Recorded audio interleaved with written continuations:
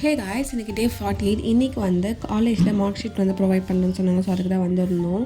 காலேஜில் வந்து இது வந்து என்னோடய காலேஜ் மேட் யூடியூபர். நானும் இவ்வளோ ஒன்றா தான் ஸ்டார்ட் பண்ணோம்.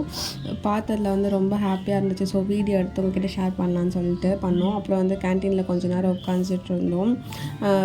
ரொம்ப ஒரு மாதிரி நல்ல ஃபீலாக இருந்துச்சு. போகவே மனசில் ஏஞ்சி போகவே வெயிட் பண்ணிகிட்டு இருந்தோம் மார்க் ஷீட் வாங்க. ஆக்சுவலாக நெக்ஸ்ட்டு வந்து ஒரு ப்ரெட் ஆம்லெட்டை ஜூஸும் குடிக்கலான்னு சொல்லிட்டு காலேஜ் வெளியே வந்து 4 பேருமே குடிச்சிருந்தோம். ஏன்னா போக மனசு இல்லை, காலேஜ் விட்டு துரத்திட்டாங்க ஸ்குவாட் வந்து. ஸோ வெளியே போங்க அப்படின்னு சொல்லிட்டு. ஸோ அதனால் வந்து வெளியே வந்து ஜூஸ்லாம் குடிச்சிட்டு கொஞ்சம் சில் பண்ணிகிட்டு இருந்தோம்.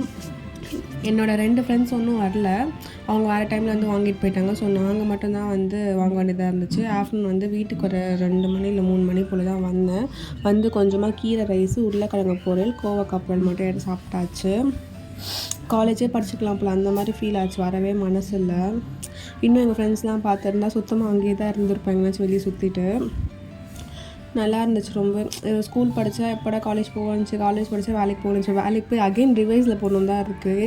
யாருக்கெல்லாம் எப்படி ஃபீல் ஆச்சுன்னு சொல்லிட்டு கமெண்ட் பண்ணுங்கள். பார்த்ததில் கொஞ்சம் நல்லா இருந்துச்சு. என்ன 2 ஃப்ரெண்ட்ஸ் மட்டும் வரல எங்கள் டீமில். ஸோ அது மட்டும் கொஞ்சம் வருத்தமாக இருந்துச்சு. மற்றபடி ஓகே தான். நைட்டுக்கு வந்து முட்டை மசாலா தான் செஞ்சுருந்தேன்.